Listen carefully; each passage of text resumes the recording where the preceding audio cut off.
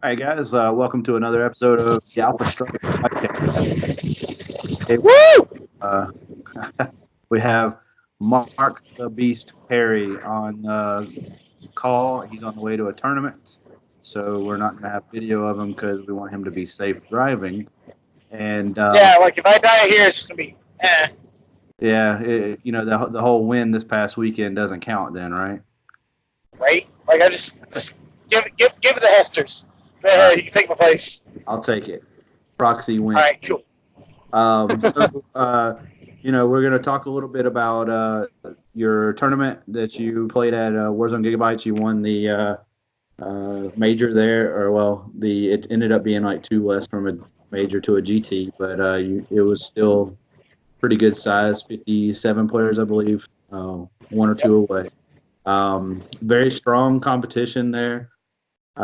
So you played some of the top folks in the game. I mean, in ITC and in the Atlanta Southern area. Yep. So I'm going to let you kind of go over your list and then talk about some key matchups and what you think won you the game and strategy wise. Okay. So my list is a Chaos Horde, but it's a Swiss Army knife version because it has 9 characters, a flock of plague bears, pretty much it has a battalion, supreme commands. It's kind of like a lot of basic units that you're used to seeing. I have the Airmon on disc because I got tired of Vindicators and I needed the speed, I think. Currently over foot right now. Demon Prince, both wings, talons. Then we go into battalion of Nurgle. Not demons, I need this. It's a Nurgle suit battalion with Poxbringer, Poxwalkers, because they're less kill points in the Warzone format. And they were, they were fearless, so like they're easy to hide in buildings and you had to work hard to kill them. It was kind of awkward. Put my opponent in a weird spot when trying to pump them out of buildings. And I had a very large footprint over the Nurglings. If I have a Nurgling unit, they do the job. They needed one that makes make sure that I can character lock you. If you didn't have any type of way to, if you did not have indirect fire, I can abuse it. That's pretty much how my list works. Then a Falbite spawn. They're flexible. They shoot down flyers. The not counting as charging is really important in certain matchups. Then I had a Demons Battalion with the Mirror, the Eternal Epitome. Then I have the Corn Demon Prince with the Axe. He doesn't always get the Roller Axe. I generally buy most matchups. I paid a free CP to get the Forbidden Gem and the Axe, but not all matchups I did that. Then I have Brimstones, 29 Plague Bears with an instrument, and then 358 points in reserve. And that's for summoning, of course. So is that a set number, or is that just what you were left with? That's what I was left with building. Hey, here's the core of what I have. I dropped a few Plague Bears, or I dropped one Plague Bear and some other stuff, because I'm like, this is a good number. I could summon 51 Plague Bears with this. That's a pretty good number. I like that number. And I could summon 59 Daemonettes and certain matchups that I needed them for. Such as Gene Cold or for Chaos.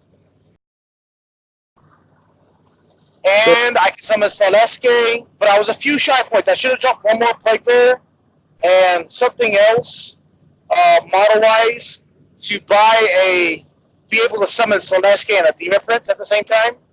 My updated version will have that for in the Hammer matchups. I could have 11 characters with all beat sticks. So your determination of what you were going to summon was mostly screen type. Is that correct? 80% of the time, absolutely. Yep. Okay. And what were you using to summon as far as like which characters were you using? And why? So the mirror summon Slanesh in the matchups that needed.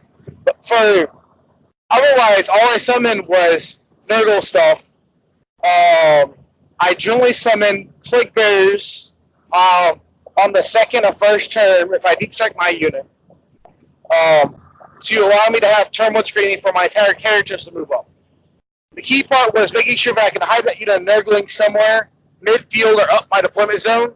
Therefore, my opponent couldn't shoot any of my characters. Right. Why I deep strike the Everplague Bear unit, waiting for that turn free for them to come down as I try to crush you at that point. That's really what I'm engaging you the most, is that turn free. Okay. And there's a lot of in-game objectives, so also I'll see, like, if I'm not controlling the game, all I have to do is hold the objectives at the end of the game. So I'll summon, and I didn't have to do this event, but I have had to do other Warzone testing events of summoning Plague Bears like turn 5 and 6 to hold objectives, therefore I can win. Right.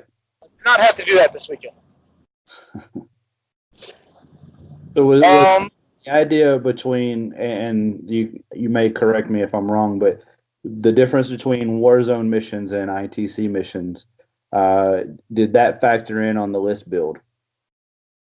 Slightly, like I took Hawkswalkers over Nurgling unit because they're worth more kill points.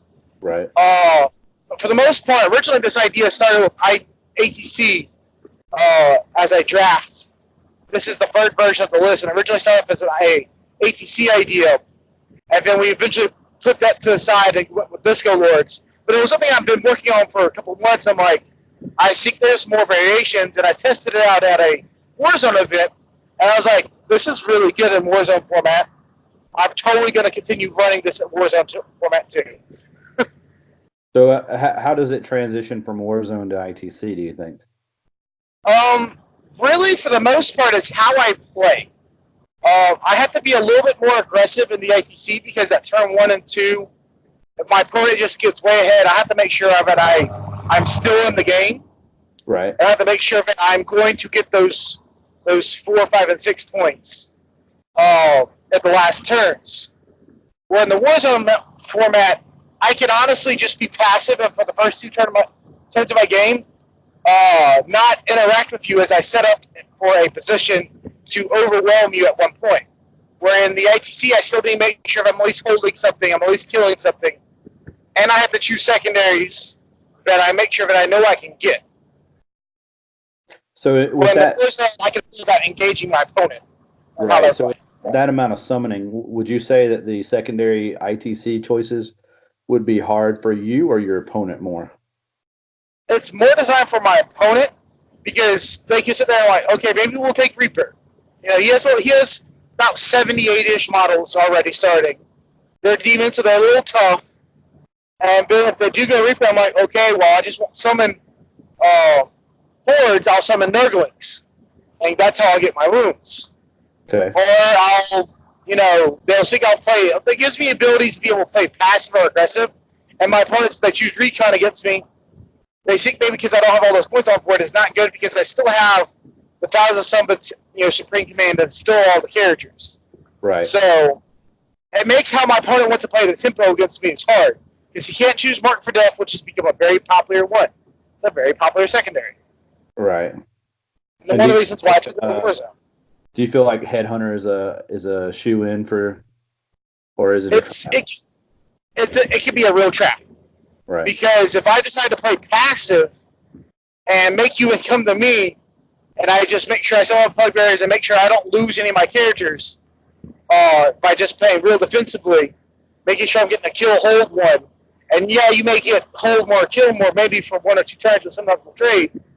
But if you don't get any Headhunter points, that's to put you way behind. Right. I got you. Okay.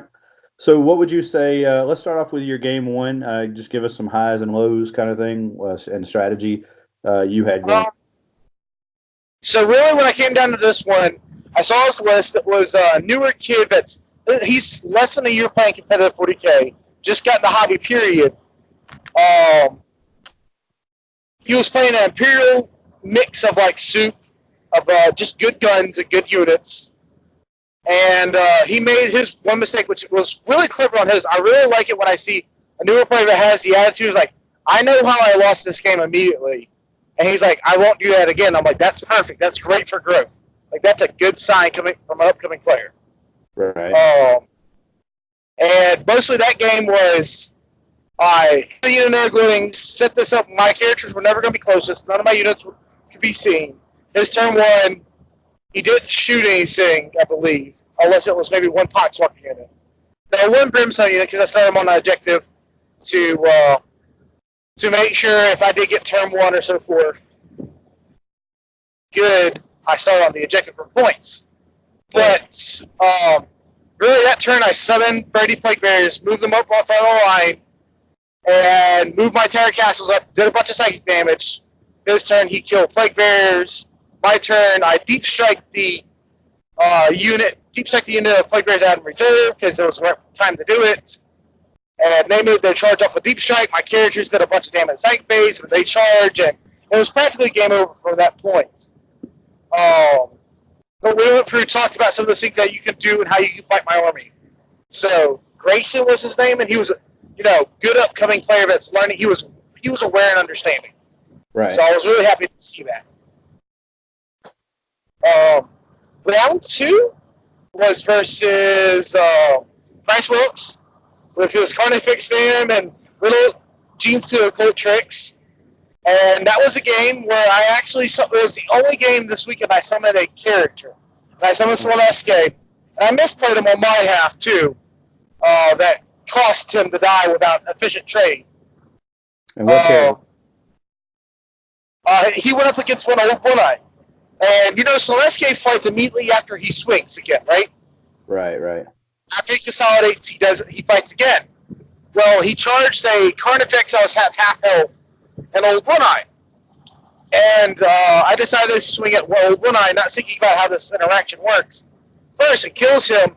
He pops the 2 CP to swing on death. And that interrupts Celeste's fight again. Because Celeste's fight again is after he consolidates. Right. And so this was happening on his death. Yep. Right. So that was a cool interaction to learn about. That game was the dig site, and at one point I was able to dig one of the objectives that was in his deployment zone. And that really put me ahead because I got in to stop getting one, and I was holding the 2 to 3 every turn. And it was really attrition warfare. I was a little worried because if he just run at me, there's a chance. If he decided to make one giant Carnifex mob of just headbanger guys coming at me, I could have been in danger. He decided to play it safe, which may have been the right call, but we had some weird dice rolls. It was a really tight game. The points didn't show how tight that game was. Okay. So he had like 7 Carnifex, is that right? Yeah, and Old One Eye and Swimwood. I'm just like, Did you see that coming?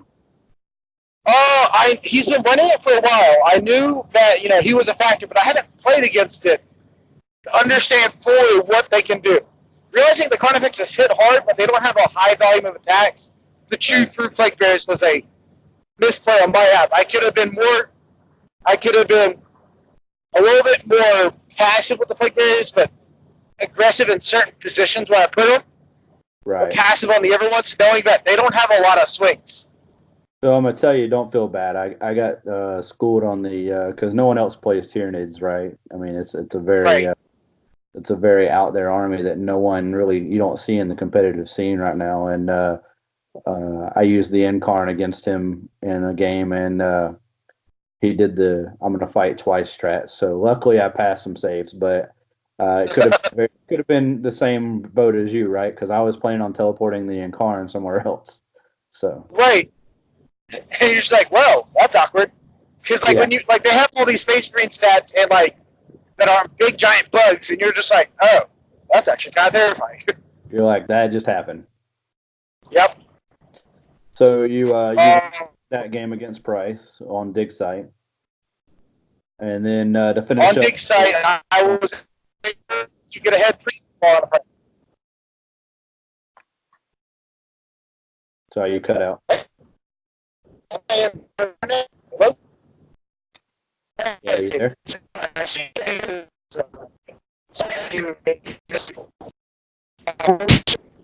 This is some of that Mississippi internet, I think. You there? I can hear you. So I think Mark went through a tornado somewhere, possibly in Mississippi, or went out and Yeah, drove Gulf. I'm in the middle of Mississippi right now. There's barbarians on the side of the road. There's killer clowns. Mississippi probably doesn't have internet, do they? I think only half the state does. Oh, okay. All right. You hit that one cell phone tower they have. Yep. All right. So we were going into the end of game 2 with Price. You won that on Dig Site, and then you were going to go into game 3. Woo! Game 3 was sweaty. Game 2 was sweaty. Like, that was a smart tactical. Like, I love that game. But game 3 was the ultimate. It's D-Circle piloted by Chris Blackcamp.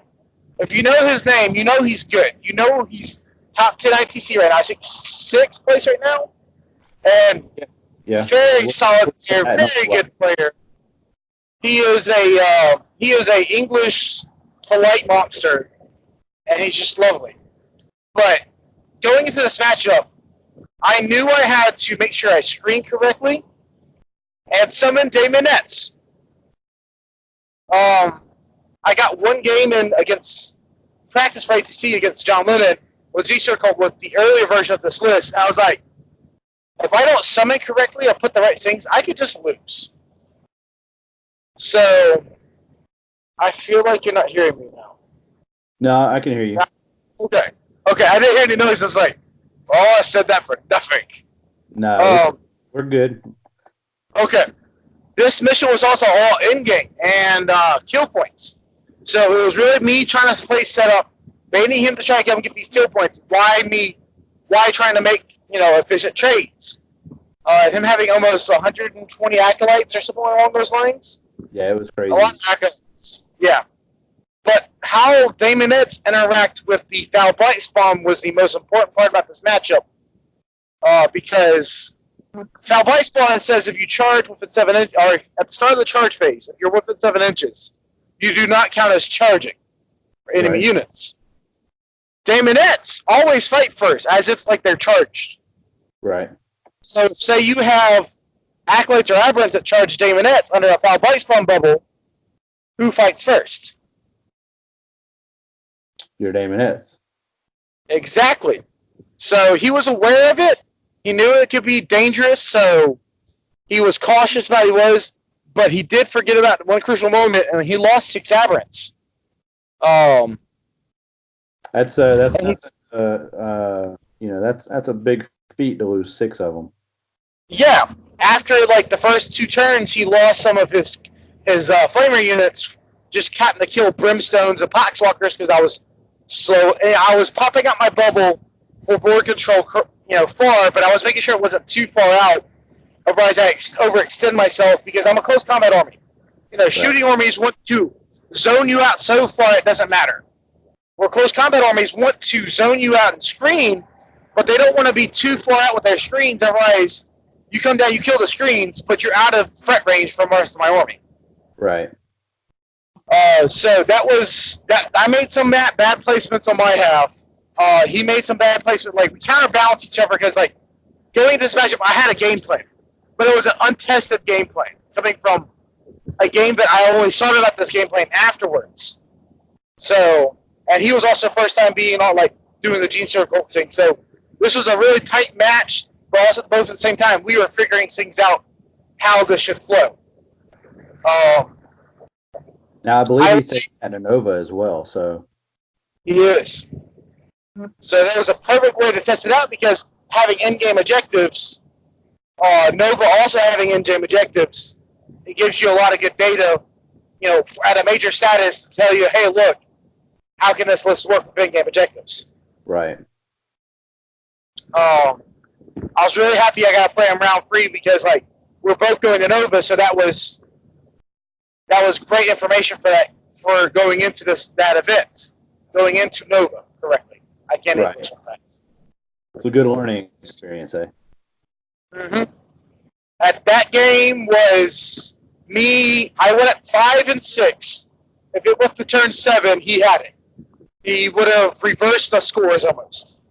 Because of in-game objective. I was holding 4 objectives at the end of turn 4 and 6. versus where at the end of, 5 and 6 versus where it would swap at the end of the game. Well, I would probably hold 2 and you would hold 4. Because all we had left was he had some guardsmen left and the 2 Broodlord or Patriarchs. And all I had left was Erebon, a Demon Prince, a Foul Bite Squad, 1 single Brimstone, but I spent 2 CP to keep him alive from leadership because I knew he could kill him. And we would hold this objective no matter what. And I think,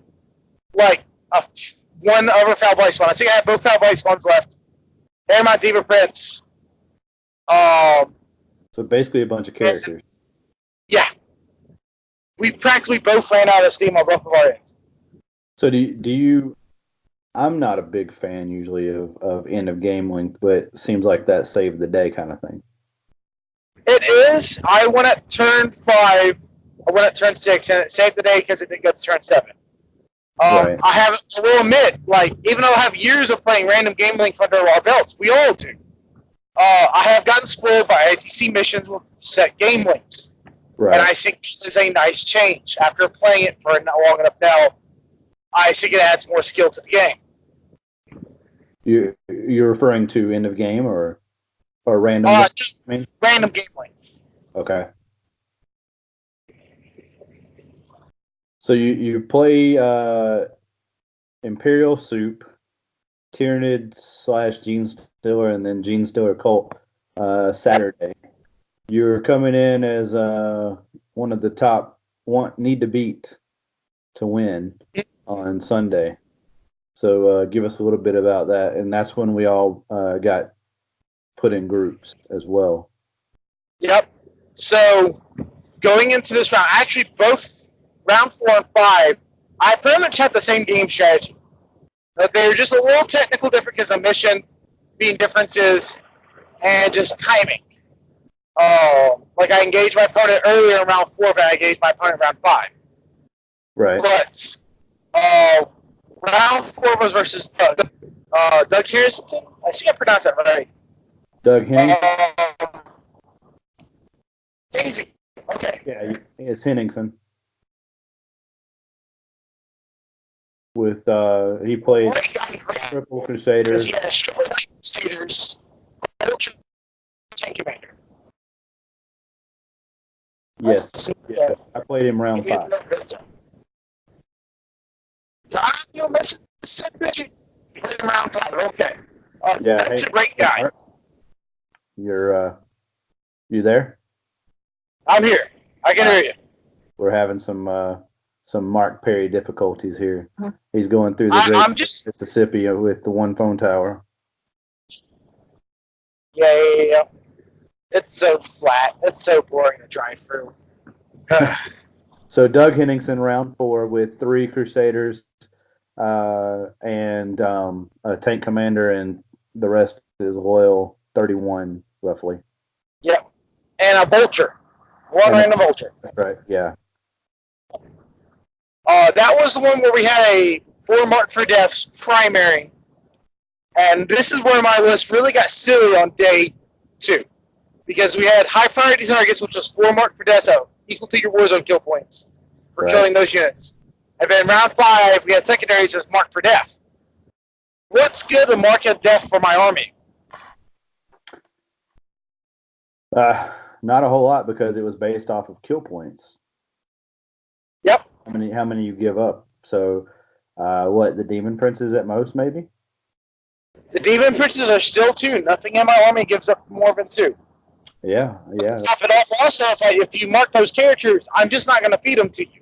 Correct. I'm at least get 1 kill point, off of one of your random units, and I'm going to be ahead then.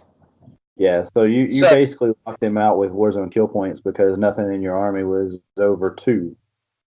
Mm-hmm. Okay. And that game, it was like me trying to set up kills, him trying to minimize kills, while trying to slowly play the end game where he could start crushing characters, but it didn't happen.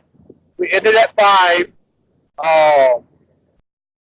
and 5 was a really good end for me. Turn 6, I think, would have been bouncy back and forth. Who would have got it? Turn 7, he had it though.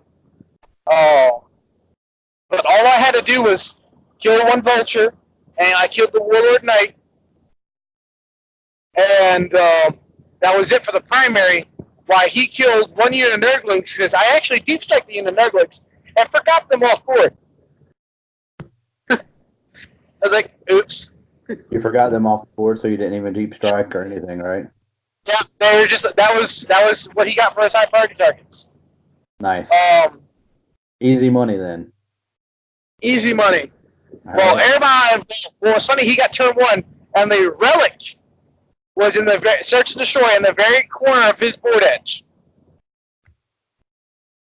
And the last turn, Airmon fell back from a tank commander, but I was under a touch of the mirror, and spited Firestorm, Doom Bolt them, and threw a frag grenade to take them off the objective. He didn't kill them all the way. Leadership got him. If he rolled a 1 or a 2, he would have got secondaries maxed out. Okay. But that last turn, I was able to sneak that out from under him. So and that last turn, I was able to kill the Warlord Knight. Okay. So what's up? You win primary and secondary after that, then. Yep. Okay. We actually split secondary because he has the objective in this deployment zone. Neither one of us holds it because neither one of us is touching it, but I control it. Okay, so he actually moved it into his deployment zone. Yeah, he has the very back end of his deployment zone. And, the corners. Right, yeah. So you were able to run him down. Sorry. You were able to run him down for the relic. Yeah, I was able to run down the relic for the last turn. Okay. Very cool. Which kept the scores very close. All right, and then we move on to game 6. This is for big marbles. Yeah.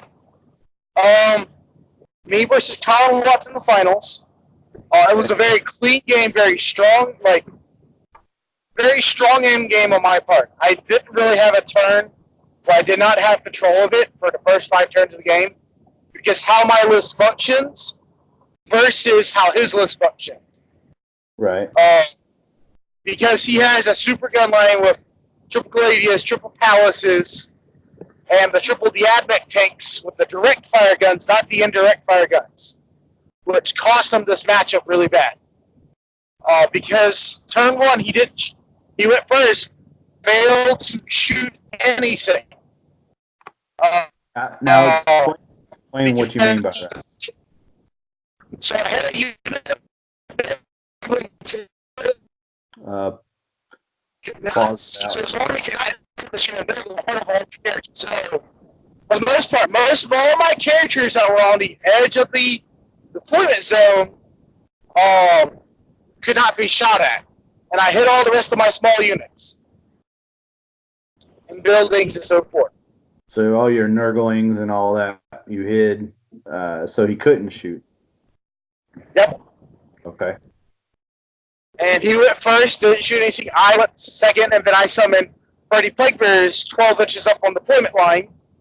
Now, farther than if they started on foot, but also the fact that they weren't there turn 1 to be shot at. Okay. Cascades of Fate, failed Miasma, Gaze of Fate rerolled, cast Miasma successfully.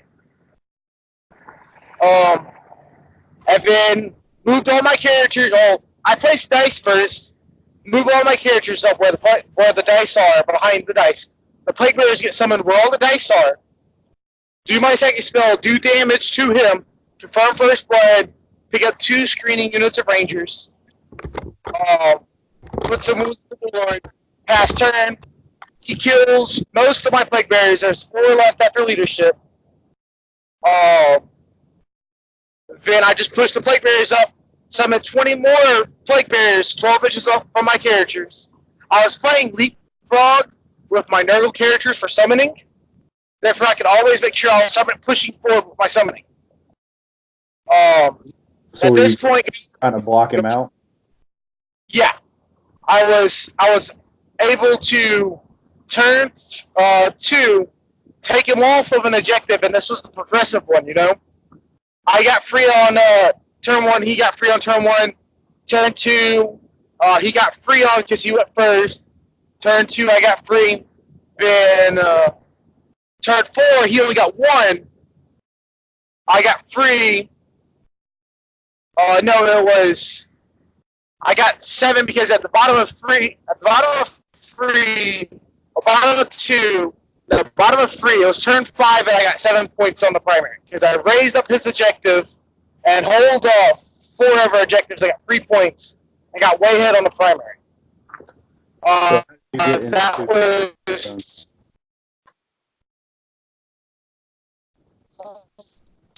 push up my characters. My plate with his stick down. I knew they were going to die. I could chuck anything else. I had a flyer, so forth. It was behind Cladius, so getting there was not really going to happen. So none of those are still there. This rate, I'm like, okay, turn 6, I still have this. Turn 7, I may lose this. I start running all my characters backwards that matter. My warlord and my other mark for deaths. So basically just playing keep away? Yep. I was like, I'm winning the primary. There's no way you can make a comeback for this. Let's now confirm I win the secondary, which I took the Corn Demon Prince and the Mirror and ran them back behind the Nerdlings. Therefore, they could be shot at turn 6 and possibly turn 7 if it went to 7. Right.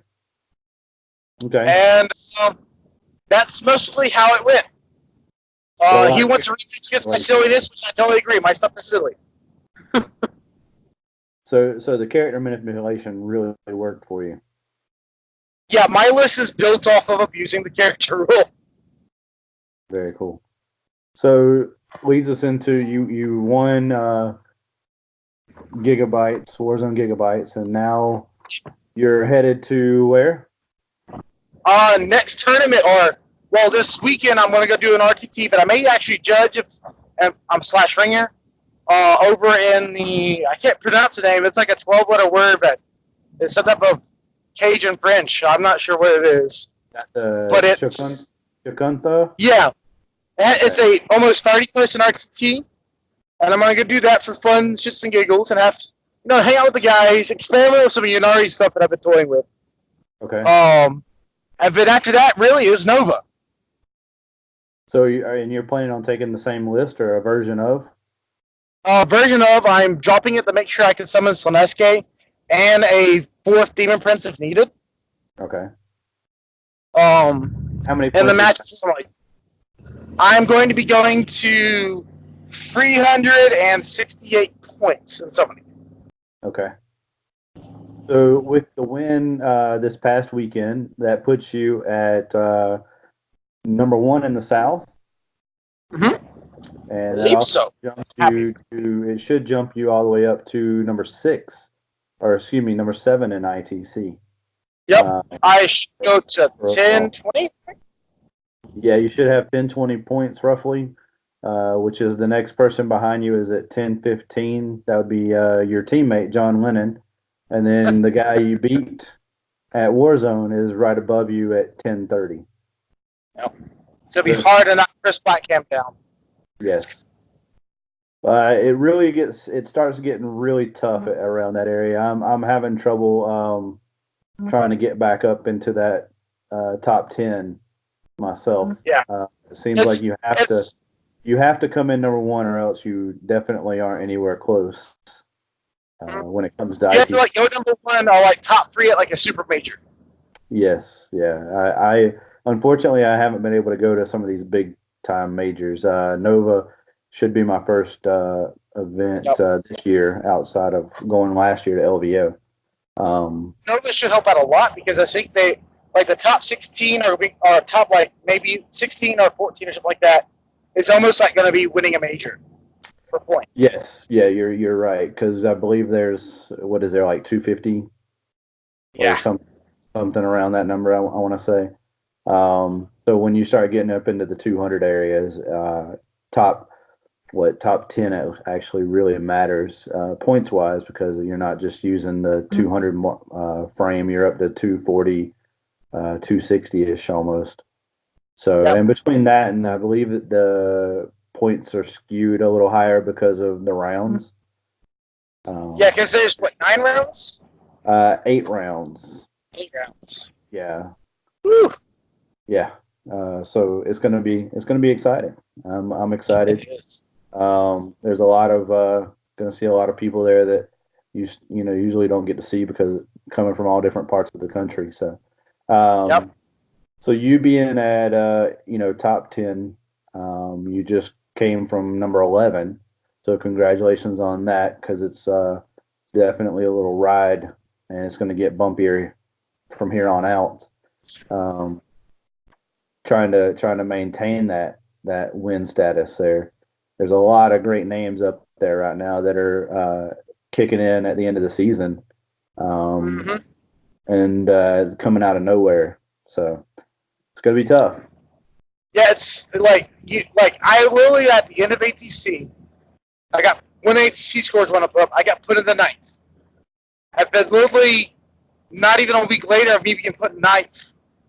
I got jumped down to 11th, and it could be the same for you for there because like you have more than 10 people that have 1,000 points right now.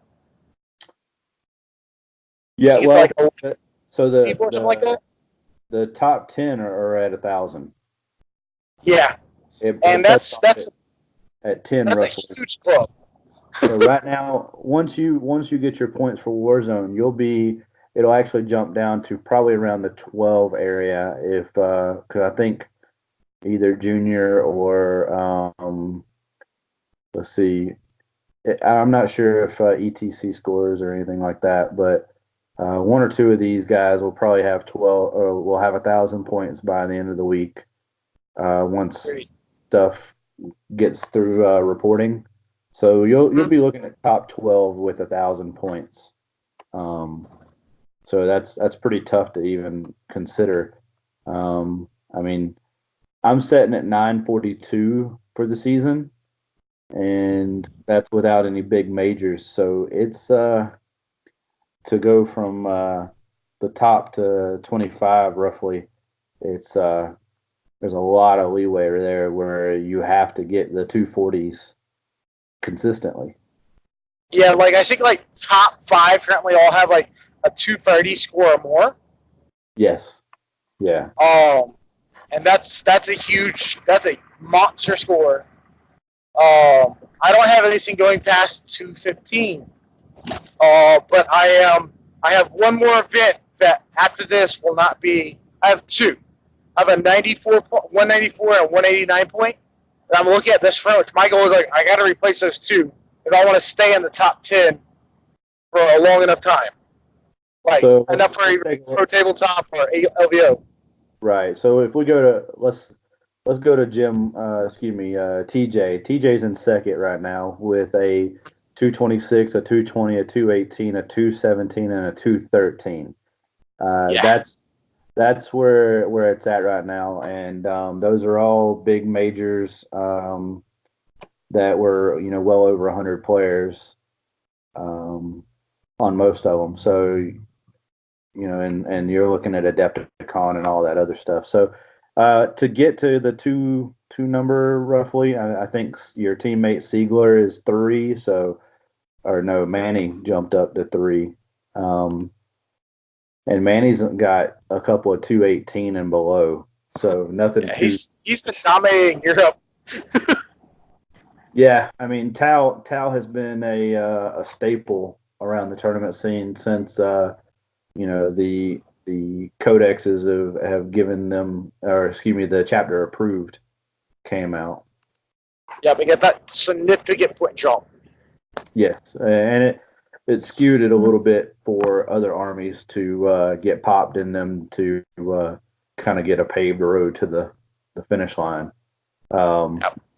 So it's going to be an uphill battle, but I wish you luck. What do you have after Nova? Nova, there's a few GTs. I'm going to go support and just help build the community up over in Alabama. There's a first time going on. At the end of September, I believe, like the 22nd. Can't remember the name right off the bat. And then there's Come the Apocalypse, but I want to go back and reclaim my title. because last year I did not make it to cup. I did not get a go, so my title was forfeited from the previous year. Well, you're gonna have to go through me then. Okay, let's go. I gotta beat you after like a 3-game losing streak. So what do you have after that? Are you going to pro tabletop? Going to pro tabletop. We got Warzone Atlanta really prepping up for. Atlanta's going to be huge for points too because we're almost at 200, right? For Warzone, yeah. Warzone is projected around 200 area, and then pro tabletop is the 144 mark. So those are two big majors right at the end of the year, right before LVO. Yep, and then we have Coastal Assault the weekend after Warzone. That's right. And I'll be making that to it too. Do you know how many players they're at now? I currently do not. I haven't bought my ticket yet, so I haven't even looked on the BCP to see if there's how many's registered on there possible. What a slacker. But I have a hard time imaging it not being a major. Where is that one at? Like Fort Warren Beach, I think, or something like that. Somewhere between Pensacola and Tallahassee, I believe. Okay, gotcha. And then we have Crucible. Crucible's in October. Crucible's gonna be, or is that late October? It's like late October. It's around Halloweenish time. Okay. That's gonna be a very competitive event, just with like the roster of who comes out. Now, is that ran by Brohammer, or is that are they playing in it, or what? Brohammer plays it, but I don't think technically play it. Like Tim Wright runs it, organizes it, and then Reggie Sanchez judges it. I know Reggie is part of Brohammer, but I think Tim is just his own He's just a local organizer. I don't know how connected. I know he's connected with Brohammer. We talked about him a little bit, like so forth, but I don't think he's under our brand. Okay. I didn't know if it was going to eventually go under the umbrella where you guys were trying to do your own thing. I just play. I let the team do their stuff. I go and conquer. I'm just a Brohammer beast. Well, I'm still looking to. I'm hoping that we get our dates squared away for the next GT for the Alpha Strike GT. So keep an eye out on that, and you'll have to come over and try to beat some folks up. Absolutely. I'll totally come and support it. Giga-bites is a great shop. I like it. Is there anything else you'd like to add on before we close out? Other than all you players out there continuously get good. I play a lot of Dark Souls. Trust me, the grind is worth it at the end of the day. And I mean, really, man, that's mostly it. My brain's a little shot today just from working the heat, but that's fine. Like I'm still muscle memory mark. So basically, get good. Get good. Continuously going at it. Don't give up. It's a slow process. It took me 3 years of really practicing hard to go on a GT.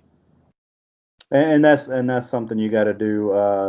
Got to kind of pay your dues and keep at it. And then obviously, one of my things is play people that are better than you, and then also help build up the community below you with new players. Because without new players, it doesn't grow either. So. Yep, and also coaching newer players, if you have a humble mindset, teaching them and showing them stuff is good for you too because it practices for you. There you go. Very, very nice. Very nice. Yes, I make stronger opponents if I had better opponents later. Exactly. Well, I appreciate you coming on. I know you're driving and headed out to Timbuktu through the tornadoes and the Gulf of Mexico and all that other stuff. And all the hogs. And all the hogs. So all the hogs. Appreciate it, man, and congratulations on your win at Warzone. And I'll see you soon. But it's always great to see you, and what an awesome opponent you are. I know I even lost best sports vote to you on day 2 because it was when I played Doug Henningsen. He had a fabulous game against you. So Just so you know that. It's gonna make me cry a little bit. You But take- thanks for having me on, bro. And Flippin', I love what you're doing and keep it up. You got my support. All right, brother. Well, I appreciate it, and you drive safe. Thank you, man. Later.